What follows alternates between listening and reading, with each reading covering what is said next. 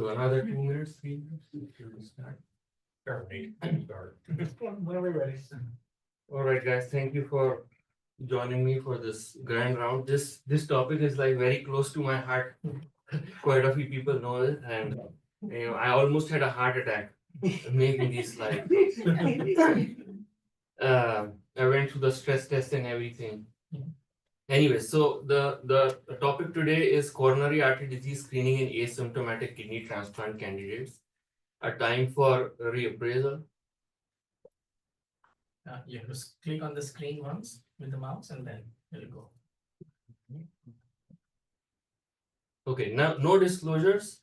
So the objectives of the talk are to identify the cause of cardiovascular mortality in advanced chronic kidney disease, evaluate the evidence for and against screening asymptomatic kidney transplant candidates for coronary artery disease, utilize screening strategies tailored to individual risks of anticipated adverse cardiovascular outcomes after kidney transplant. I'll start off with a case. This is a 67-year-old man with long-term type 2 diabetes on insulin, hypertension, heart failure with preserved ejection fraction. He's been on hemodialysis for 1 year.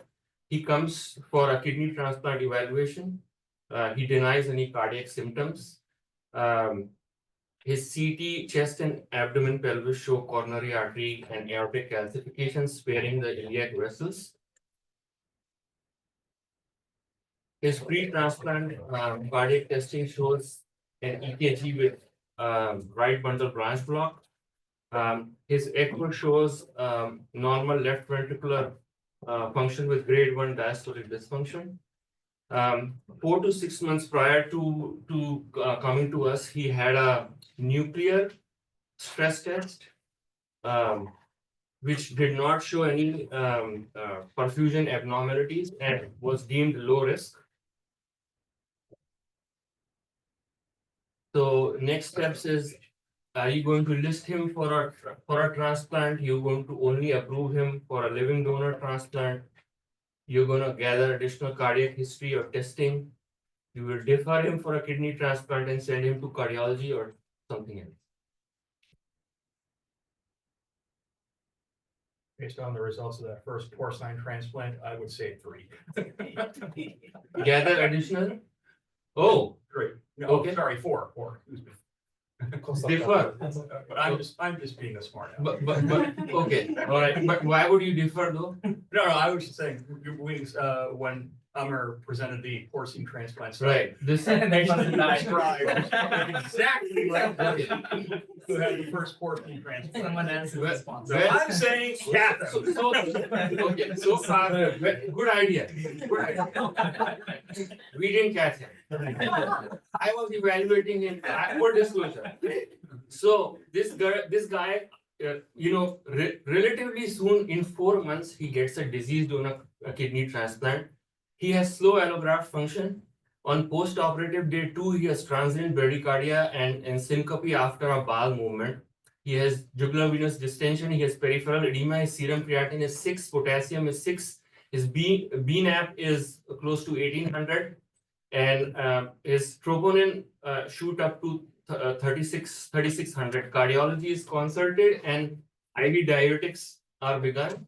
His telemetry showed sinus pauses, PVCs and bigeminy, and EKG after the event shows normal sinus rhythm and right bundle branch block. His left ventricular ejection fraction is 55 to 59%, and there is grade 2 diastolic dysfunction.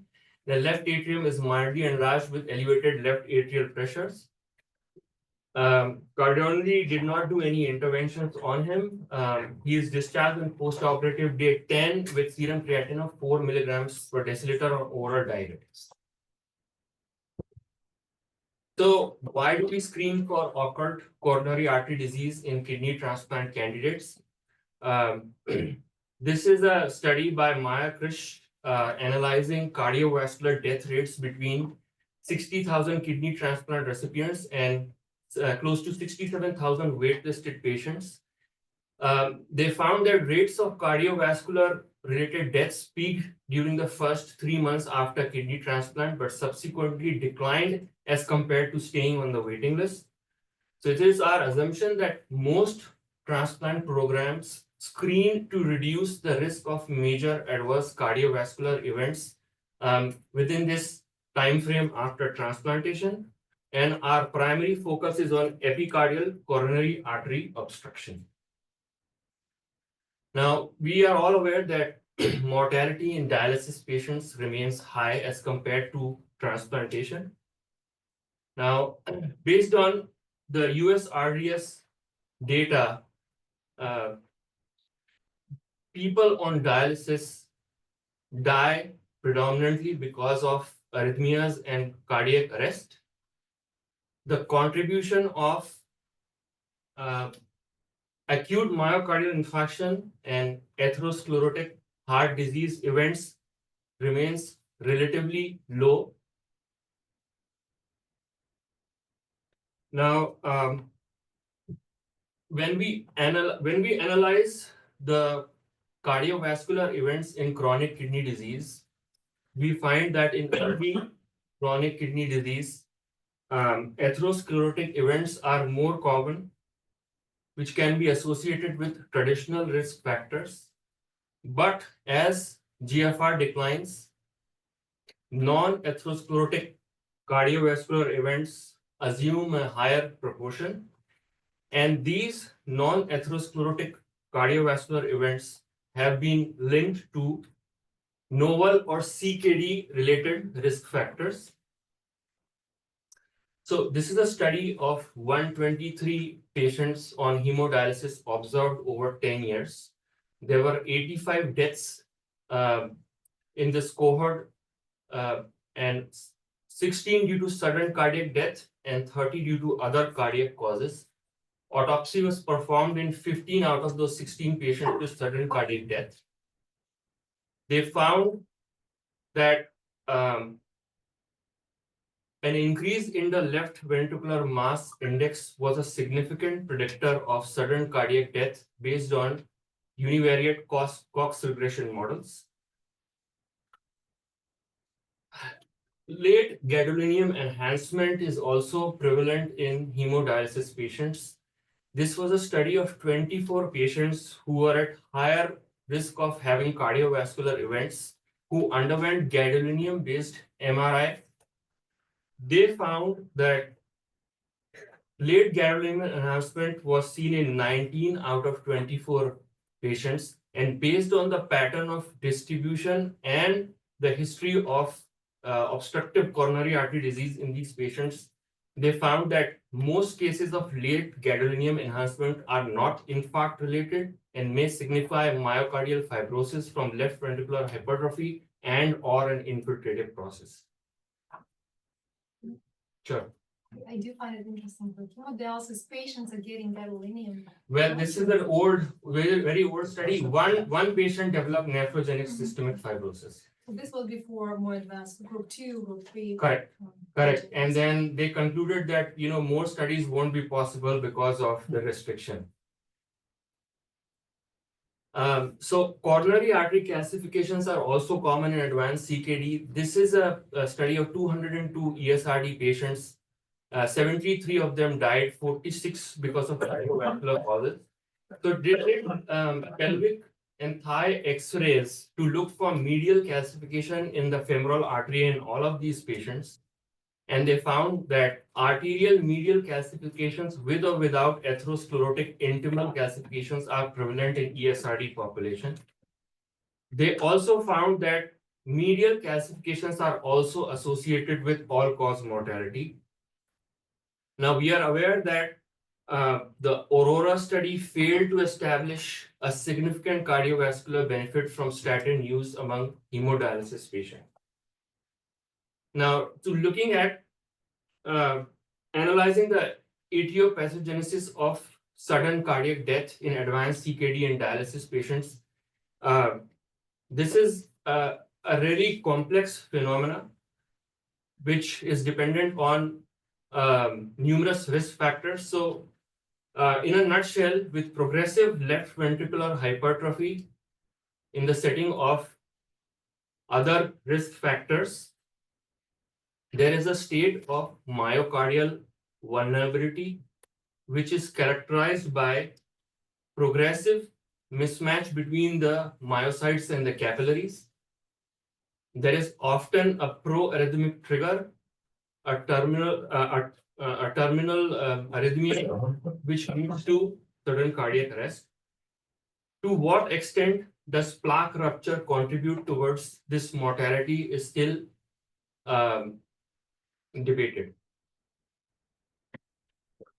Now, kidney transplant is a high-risk surgery. So any non-cardiac surgery can be classified by the risk of major adverse cardiovascular events associated with that surgery. So an elevated risk is a MACE risk of more than equal to 1%. Now, major adverse cardiac or cerebral events can include cardiac death, cerebrovascular death, acute myocardial infarction, non-fatal cardiac arrest, congestive heart failure, new arrhythmia, angina, or stroke. There are numerous perioperative risk calculators available to calculate the risk of adverse perioperative outcomes, but the data has been obtained on diverse populations. The risk criteria are different and the endpoints are different.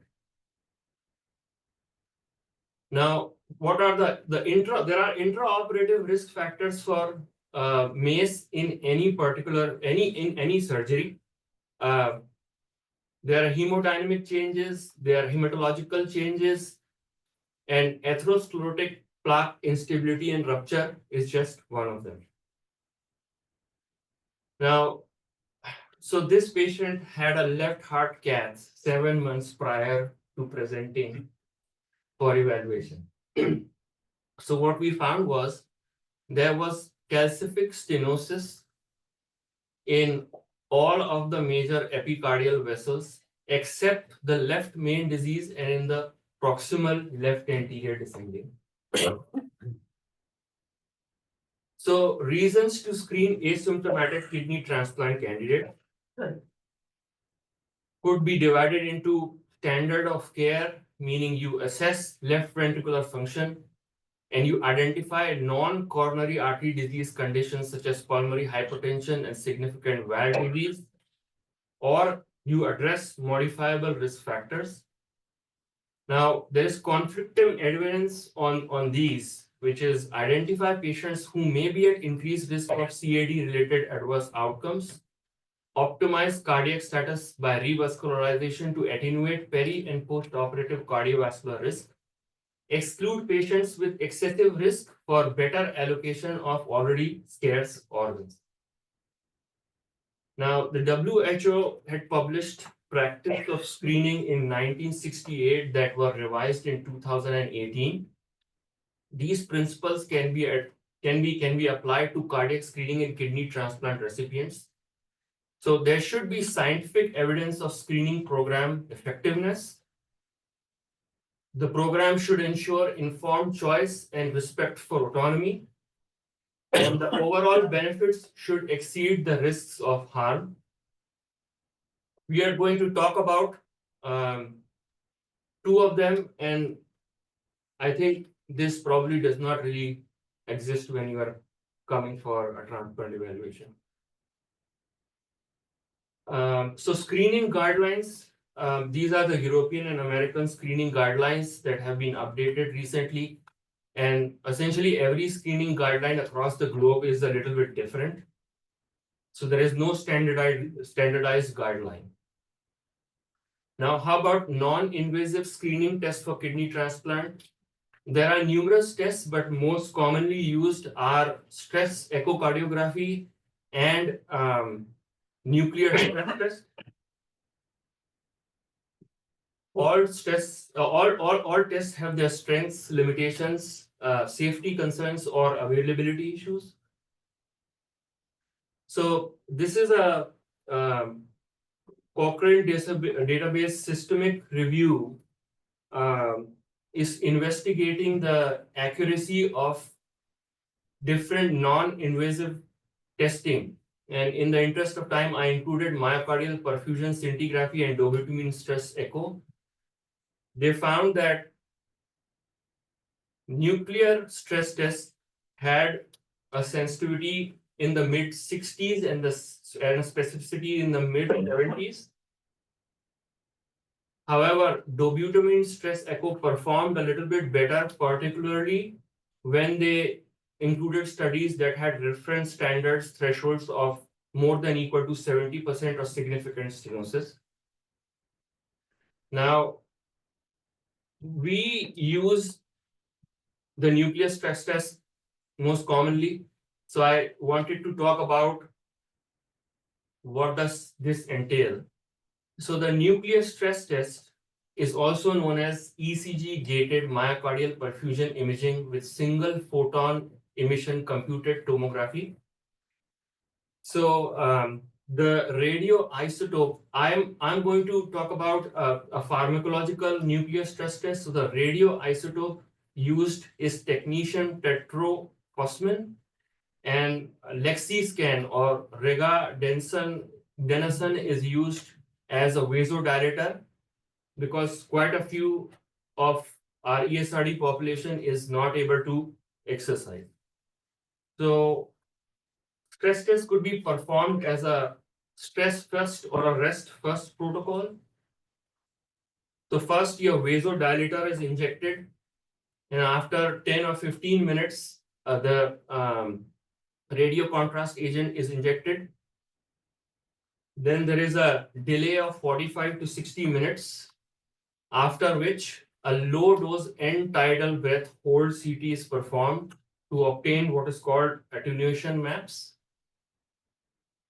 Following which an ECG gated myocardial perfusion imaging is performed with SPECT CT system with a frame rate of 8 to 16 frames per cardiac cycle.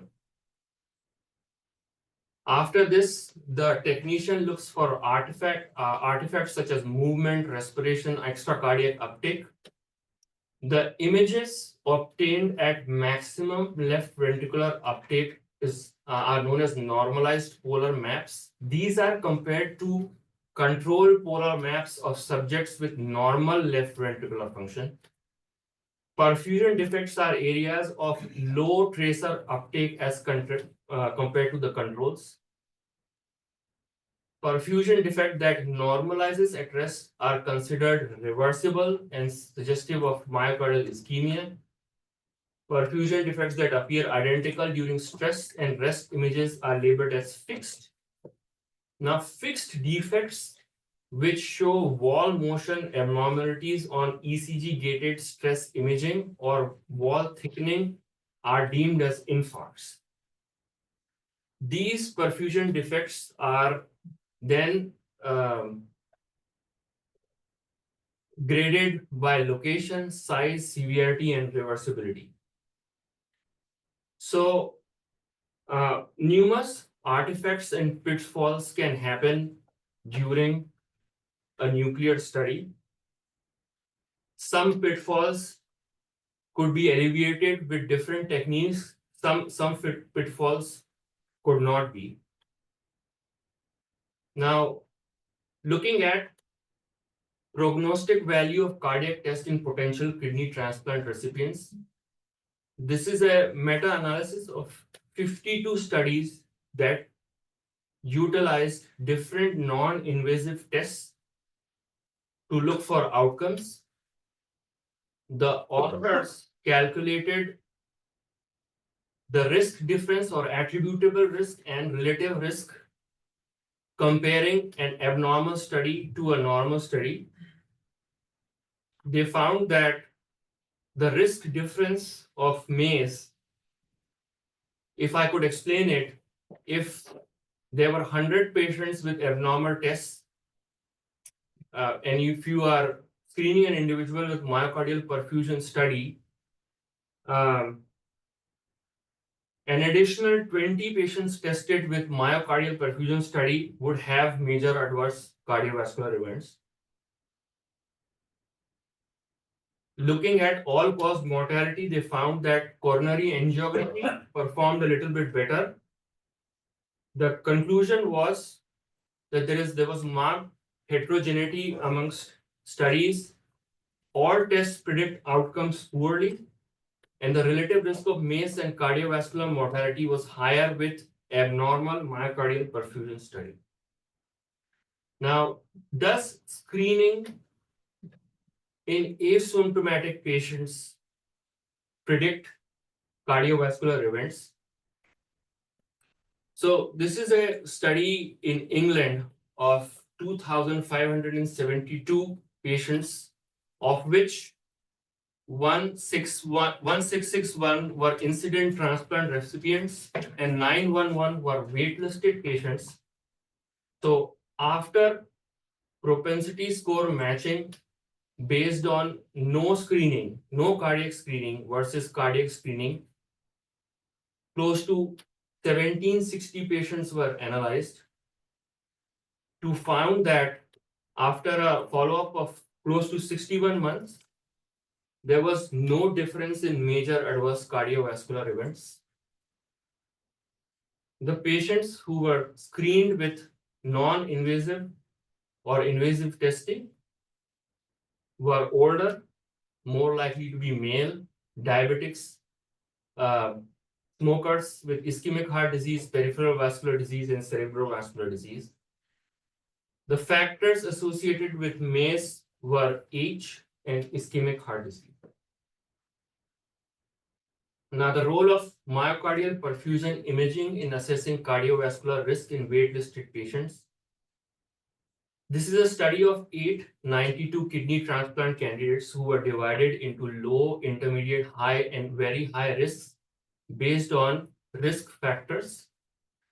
They found that if you had more risk factors, you are more likely to have an abnormal myocardial scintigraphy test. When they looked at the incidence of major cardiovascular events in accordance with the myocardial scans, they found that over a median follow-up of 22 months, the low-risk group did well regardless of the myocardial scans. Altered scan was associated with increased incidence of MACE in the intermediate or only one risk factor group. Their conclusion was that if you are clinically at a higher risk of having major adverse cardiovascular events, an abnormal perfusion study does not add to your already increased risk. Now, in stable coronary artery disease, this is a study in non-CKD patients. It's a randomized open label study involving 2,287 patients with objective evidence of myocardial ischemia and significant coronary artery disease. These patients were divided into two groups that underwent percutaneous intervention or medical therapy. These are the inclusion and exclusion criteria. So they included patients with at least 70% stenosis in one proximal epicardial artery or 80% stenosis in at least one coronary artery. They excluded patients who had a PCI or revascularization in the last 6 months or had anatomy not suitable for percutaneous intervention or who were very unstable. They found that there were no difference in survival between the percutaneous intervention and medical therapy group, and there was no difference in the event rates amongst these two groups. This is stable coronary disease. Stable coronary They artery. do not have positive stress test. Well, they did, yes. So So exclusion says markedly positive. I don't know what's markedly versus not. What's the definition of that? What? What's the definition of the market Yeah, I don't know. positive stress test like? Because it says markedly positive, meaning that if it's obvious ischemia, they will not include in the study. right. Yeah, So borderline questionable positive is included apparently. Again, I mean, that's what I'm interpreting. Well, I cannot comment on what markedly Yeah. positive was, but I think it would be graded on the location of perfusion defects, severity of perfusion defects. Yeah. And that was, obviously dependent on the people who are allocating them to PCI and medical management. Well, this has also been applied to CKD and ESRD patients. So this is the ischemia CKD study, which randomized 777 patients with stable coronary artery disease and advanced CKD. 53% of the patients had ESRD into invasive strategy with medical therapy and conservative care. The primary outcome was death or non-fatal myocardial infarction. The median follow-up was 2.2 years. The inclusion criteria was moderate ischemia on exercise of pharmacological stress test and an EGFR of less than 30. Again, the exclusion criteria over here was acute coronary syndrome in the last 2 months, PCI in the last 12 months, unacceptable angina on maximum medical therapy, and left main stem disease or non-obstructive coronary artery disease. They found that there was no difference in primary and secondary outcomes between the invasive strategy versus conservative strategy group. Instead of using degree of stenosis, they use fractional flow reserve to perform percutaneous intervention. Now, this has been further utilized on waitlisted patients. So out of the 771 patients who were randomized in ischemia CKD study, 194 patients were on the kidney transplant waitlist. They were assigned to invasive strategy and conservative strategy. Over a follow-up period of 3 years, there was no difference in all-cause mortality or non-fatal MI between invasive and conservative approaches. The conclusion was, while evaluating potential kidney transplant recipients, the focus should be on clinical risk stratification rather than abnormal cardiac testing or the extent and severity of stenosis on angiography. There is another study from Brazil which looked at 535 kidney transplant recipients who were assigned to no testing versus non-invasive testing versus invasive testing based on their clinical risks. The patients who had significant stenosis on angiography were assigned to intervention versus medical therapy alone. When they looked at outcomes, they found of cumulative survival, they found that people who were at low risk or who did not qualify for angiography did the best. And there was no difference in survival between patients who had significant stenosis versus patients who did not have significant stenosis but had coronary artery disease. Variables associated with death by any cause were age and a history of diabetes. Now, when they looked at effect of pre-transplant coronary intervention on coronary event-free survival and on death by any cause, they found that there was no difference in outcome between the intervention and no intervention group. Do they stratify in among the patients with more than 70%? Do they stratify in positive stress test, negative stress test, or no? Who had In these studies, like they have obstruction, Right, but is it right. functional obstruction or not? Like, is it causing ischemia or is there bypass circulation, right? Because if you have bypass circulation, there's no point in putting stent in. So if you have positive stress test, it will re-stratify the patient with more than 70% obstruction, right? right? They are not differentiating them, So if you had like more than 70%. right.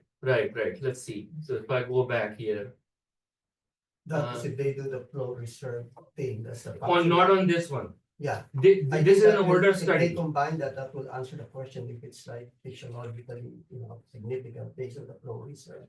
No, that's not what I meant, because you can have complete occlusion. But if you have bypass circulation from Yeah, other coronary collaterals, arteries, yes. collaterals, then you don't need, like, there's no point of putting a stent in. No, Because that's there's what I'm good saying, collateral but when circulation, part the of flow research stress will be positive in those patients versus stress will be negative. So I think that, So it's just a definition of what is a, so you are saying that they will have perfusion defect on a stress test if they had significant stenosis? correct, That, do they or not? no, so that's the conclusion, that you may not have perfusion defect, because that's why I. Yeah, you may not, that's Yes, what I'm trying the to say. sensitivity and specificity is low. They all have an abnormal myocardial scan. And then they're Yes, stratifying them into yes, stenosis more than 70, stenosis Correct. less than 70, but all the stenosis more than 70 is getting an intervention. no, they are not. So No. the So, point is. so the trigger over in this study, because it's an older study, the trigger to do left heart cath in this study was an abnormal study of perfusion. I did not find the details of perfusion studies in patients who had a positive stress test in this particular. Yeah, I see, I mean. Yeah, it does yeah, so the clarify. trigger was a positive stress test. And yes. then you divide into Correct, 70%. And how do Correct. they decide who got treatment, medical treatment versus intervention? Among the more than 70. right, so it was based on the treating cardiologist. There is nothing specific which is It's not randomized. in, yes, So that will be the possible confounding factor now, is what made them decide to do the intervention or not. I mean, Correct. potentially. right. Right, so I mean, this was, and all the angiography wasn't done at one center. That's another, it's a study based on different centers in Brazil. It was just not one center or one or two cardiologists deciding. That adds another. Exactly, confounding And over the same thing with confounders. the type of procedure like cabbage or PCI, correct, like who. Correct, exactly. Is there like a Right. special Exactly. protocol to decide whether. yes. patients get- So that's the problem, right? We evaluate these patients who have had a stress test at some other center. And the sensitivity and specificity is already a problem in CKD patient. On top of that, you add all of this variability. So again, in the ischemia CKD study though, they used fractional flow reserve, at least in the patients who were in the United States, because it was an international study. So their standard, in other countries, the standard to perform a percutaneous intervention or the reason to perform PCI would have been different. So the functional flow research, is there data if it helps dichotomize between who will benefit or not? There is It's data, like- yes, yes. So that's like a blood flow, maximum blood flow post stenosis minus pre stenosis. And if it is less than 0.8, then you have significant stenosis. That's an indication of percutaneous intervention.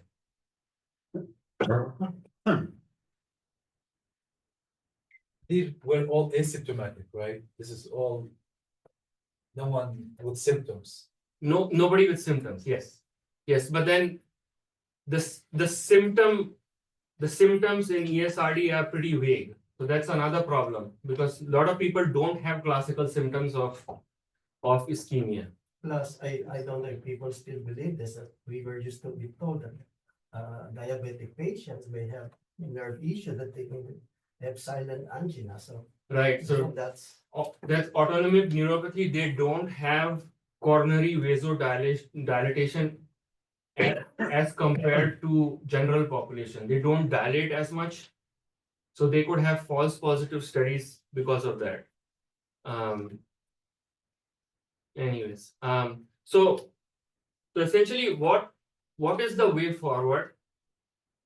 So anybody who is referred for a kidney transplantation should get an EKG and echocardiogram. Now, you should try to assess their functional capacity measured in metabolic equivalent of time, and you can use a calculator or system like a Duke Activity Status Index. We are aware that if you have a functional capacity of equal to or less than 4 METs, you have a higher chance of having adverse cardiovascular events. And then if the EKG and echo are not alarming, as in they don't have findings which are common in ESRD population, and the echo is not alarming, you can then risk stratify them. And if they are not high risk, they could be discussed with the multidisciplinary team for future steps. If they are high risk, then they can undergo non-invasive testing. American Heart Association came out with a consensus statement in which they now use the term coronary heart disease to include both macrovascular and microvascular disease of the myocardium, with a focus on epicardial coronary artery disease. CHD could include a history of MI, revascularization, significant stenosis in one major epicardial artery. So again, if you did not have any history of CHD, you would still undergo, and you did not have symptoms, you will still undergo an echo and an EKG. And over here, if you did not find any alarming signs on either, then you can again risk stratify.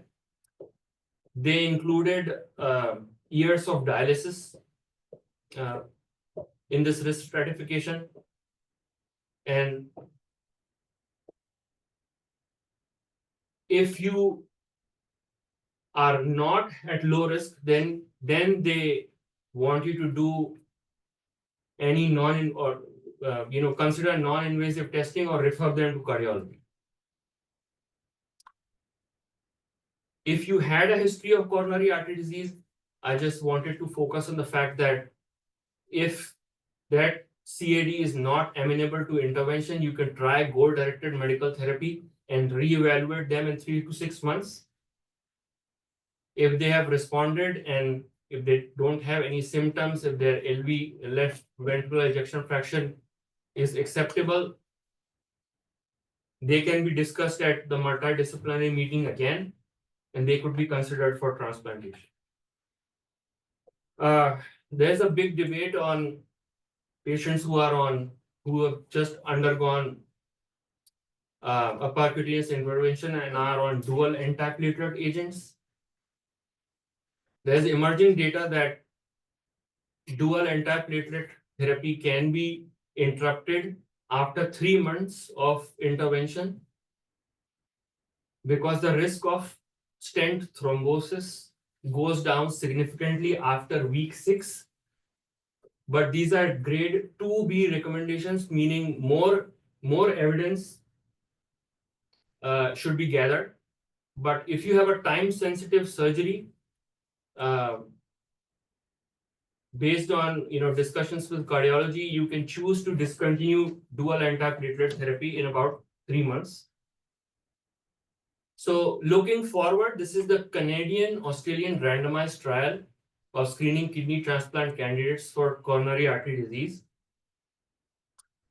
It's a parallel arm randomized control study. Their hypothesis is that once you list a patient for a kidney transplant, screening them on regular intervals versus not screening them at all is non-inferior than screening them at regular intervals. The outcome they're looking for is prevention of major adverse cardiovascular events, and exclusion is unstable coronary artery disease. So the take-home message is high cardiovascular mortality in ESRD patients may not be solely attributed to epicardial coronary artery disease. Screening for coronary heart disease in asymptomatic kidney transplant patients originates from good intentions rather than good evidence. Individualized screening strategies that emphasize functional capacity and risk factors that predict major adverse cardiovascular events could be more cost-effective and help avoid delays in transplantation. I just have a question. I just keep on the term epicardial. Right. Is this alluding to what? The others, the subendocardial? Because they specify epicardial. So are we missing the sub? Yes, exactly. And how is that? Is there a screening for subendocardial No, disease? so that's the problem with screening tests.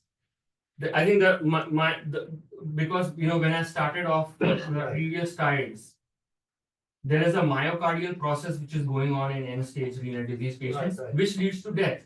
Yeah. But we are missing that because we only screen for epicardial coronary artery Is disease. there any intervention for myocardial? There is no intervention. Exactly, there is no intervention.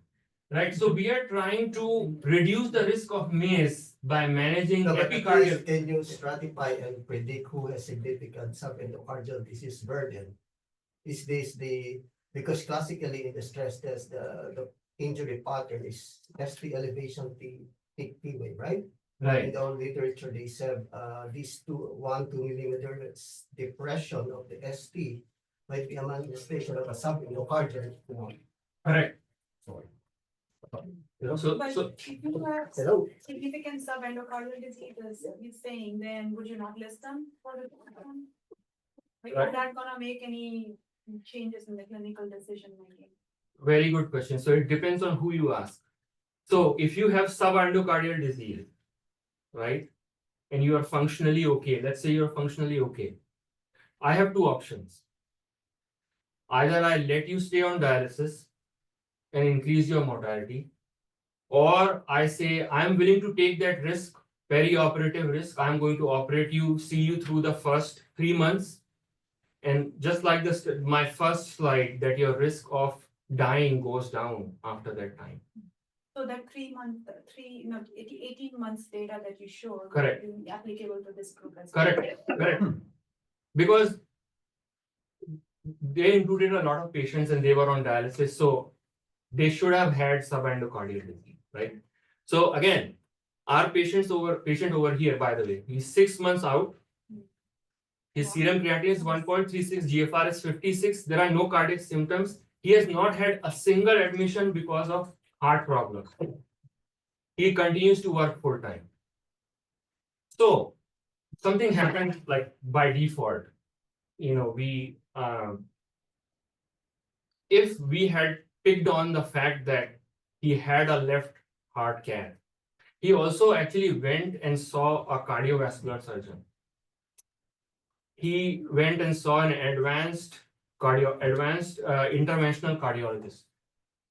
And they said there are no targets and you don't yet meet the criteria for CABG. But if we had picked on it, maybe we would have wanted him to undergo revascularization. Now the risk of death. Remind me, Yeah. what was his stress test? Did he have a stress test? I forgot. Exactly. The stress test was done locally and it was normal. I mean, he has stable coronary disease, stress negative, he shouldn't be. Intervention, he wouldn't be a candidate. No, but he had a type 2 MI after. That's hypertension, I mean, it's type 2 MI. No. So But you're talking about before, right? Now, the conversation is before, like during the screening. Correct. So if any program found multivessel coronary artery disease on left heart cath, they would have asked a cardiologist to see him and clear him, essentially. So that's what I'm saying. Even though he has stable coronary artery disease, you cannot rely on what history he is giving you based on symptoms. Essentially.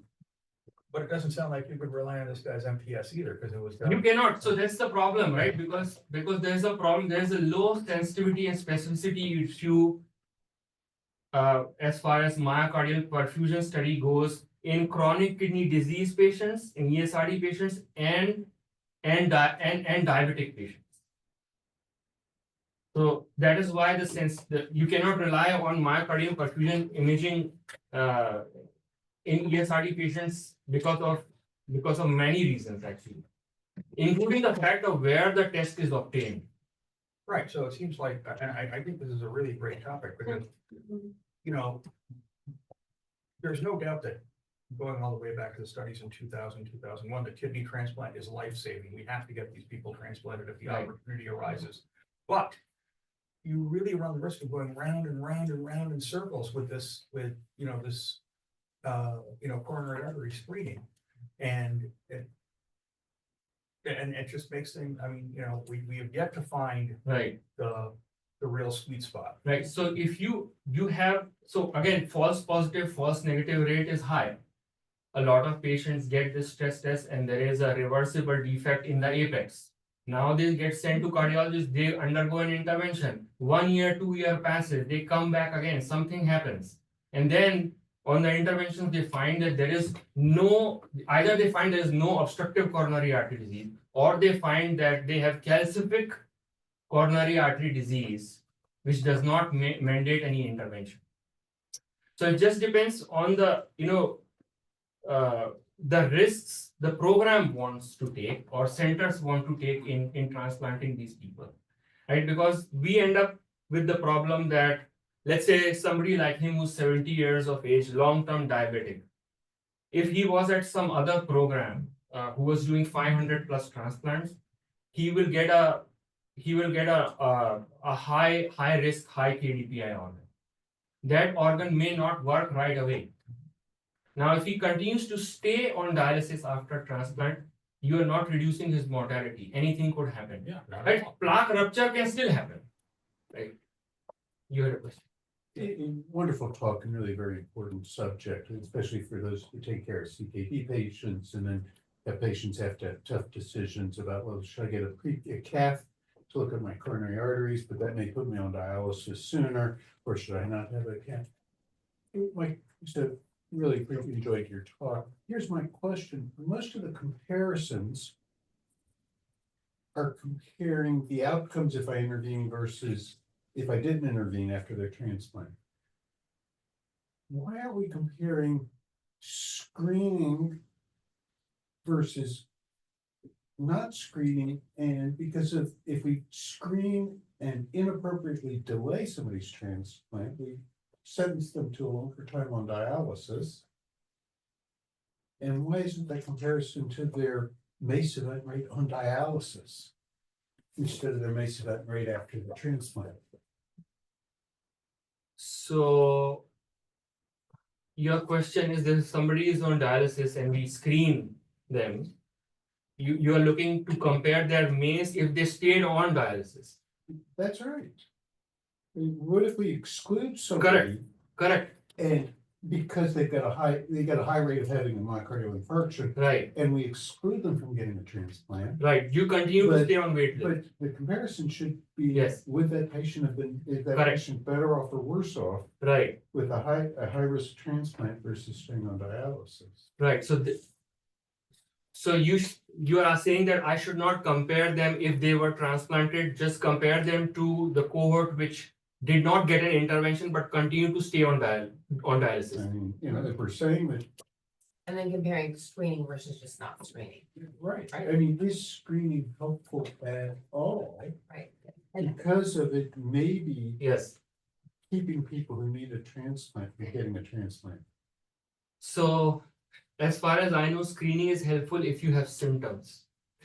And the problem is when you have ESRD, you may not have classical symptoms. But But maybe Yes.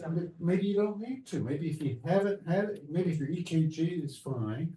Yes. And your echocardiogram shows no wall Yes. motion abnormalities, haven't you proven yes, that you're at low risk? yes. And that maybe no other screening than that is necessary? Right, so that's what the current guidelines have been updated, and that's what everybody is saying, that do an echo and an EKG.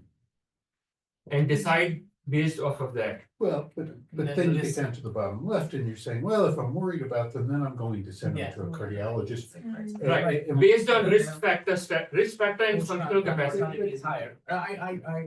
Unless it's somebody like is on dialysis after getting primary FSGS or whatever. I mean, I've been taking, both David and I have been taking care of dialysis patients for a long time. Finding a dialysis patient with a normal echo and a normal ECG, this is Yeah. rare. as Well, hell. we do see a lot of people with normal ectoderms and EKGs actually. But Yeah. Rohan, you know what? Look at the exclusion. So age above 60, diabetic patient, which is 50% of our population, with normal echo, so talking about subgroup of subgroup of subgroup. No. Someone who's like 30 years old with IgA, These probably don't need anything. No, in randomization, they had equal proportions of diabetics and non-diabetics when you compared intervention versus no intervention. Yeah, but they have any of these, they were excluded, like above 60, right? The age of 60, or they Yeah. have abnormal I mean, if echo. you're worried about it, you do stress test, that's what they're saying. So basically, you More than excluded the 60 majority of the dialysis, yeah. population that you're dealing with, really, Yeah. you know? And the stress test. That, But the that, point that is wasn't the stress test is not case applied. with the ischemia CKD study.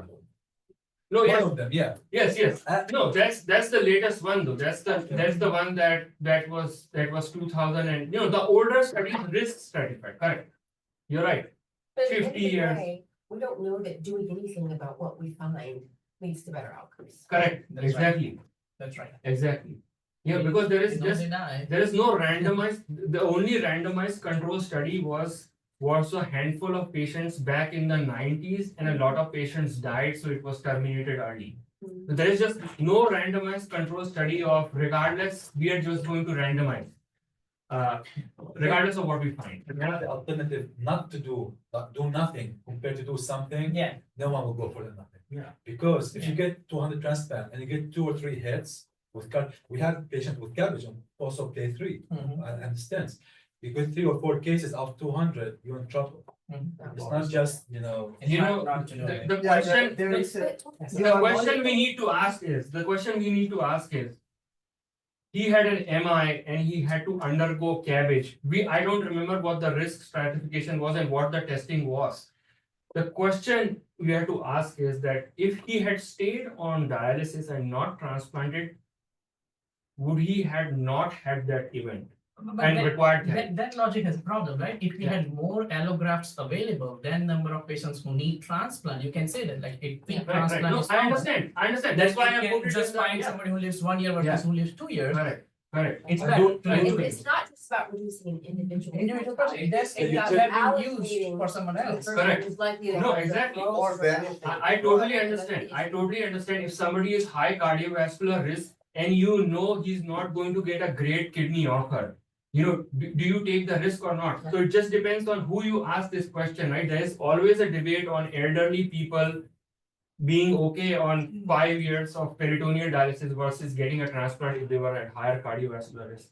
But this is a question which everybody would have a different answer. Every center is different. But that's the thing. I'm Families, sorry, that's I'm it. sorry, but that's the thing, right? I mean, it really surprised, like I trained in Massachusetts. I mean, there were 6 hospitals doing kidney transplants within 2 miles of each other. Okay, I mean, it's like, and no one talked to each other. There were no consortiums. There was no like, what, we should all get together and, like collectively, figure out exactly what we're gonna do with this sort of thing. And you think of these big cities like Chicago, that is huge, Chicago and Northwestern, lots of people, or Dallas or something. Yeah. I mean, it seems like there's a whole lot of go fever in these transplant programs because it makes money. And we as nephrologists don't want people to be on dialysis. And it just surprises me that there has not been sort of a consortium kind of effort to say, let's really try and figure this out. No, if you look at the fact that a lot of people who need a liver, you cannot assess their functional capacity. Yeah. They directly go through a left heart cath. They actually even don't get a fuck that. cabbage with liver transplant and have had good outcomes.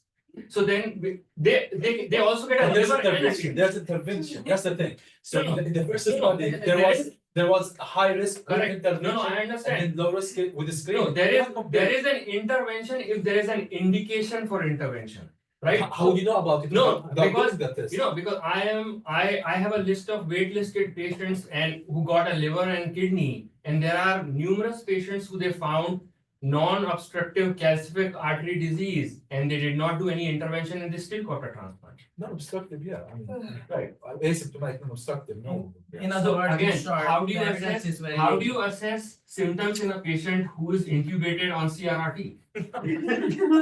Is Yeah, that- but yeah, what, just, yeah. I will just speak for experience. These are all data controlled confounders, but what we see in real life. Yeah. People coming to our clinic having, Just- unstable angina. We're discovering them at the Yes, clinic correct, they have to be revascularized. correct. What is the most common reason? We are not worried about rejection of our patient. Correct. No, you're worried No, about- Our problem no, in clinic the jury is is out there. all these people Yeah. Well, discharge the line.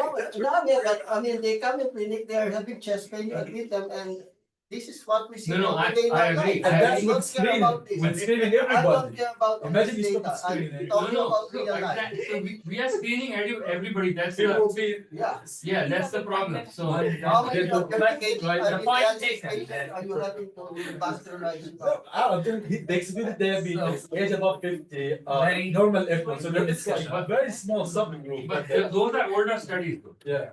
Those are And older what, studies. what is the prothrombotic effect of high-dose steroids and ATG? I mean, these are other factors, nobody's studying. Yeah. This is, you can open a column if you want to. Separate Look up this. transplant You can have one successful case, but Right. I think to Very, be very nice. You have- everybody. Yeah, observe an expected ratio. And if your program can be shut down if you have enough, Well, again, You know, so right? I'm That's not amazing. trying That's to, it right there. That's it. Yeah, no, that's it. That's it right there. Well, that was really terrific, brother. Thank you so Yeah, much. Yeah.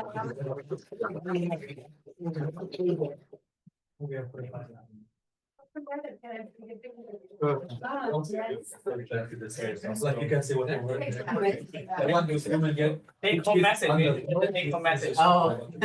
It's the first slide, you cannot get all these things. oh, I might. the first slide. First slide. I like the second sentence. Good intention, good evidence. Go fever, it's like. The other one, like, they were- You're doing 500. Give me time to I think you just do escape and go to the first. escape. He's already committed though. Oh. Yeah. Oh, man, I'm already there. I'm already there. Give me a second. What are you? What's the plan? That's the round. Okay.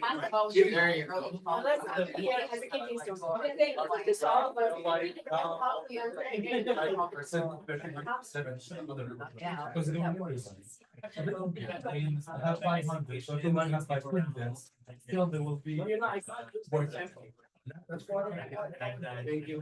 I miss the QR. You get the same. Oh, yes. The space program in the sixties, like, they were just like, we have to get you moving before the bill gets. Yeah. So, it doesn't matter what we're doing, throw money at it, whatever the engineer does, get it done. Want to follow. Who's that? Yeah. How much money? I mean, in the house. I sent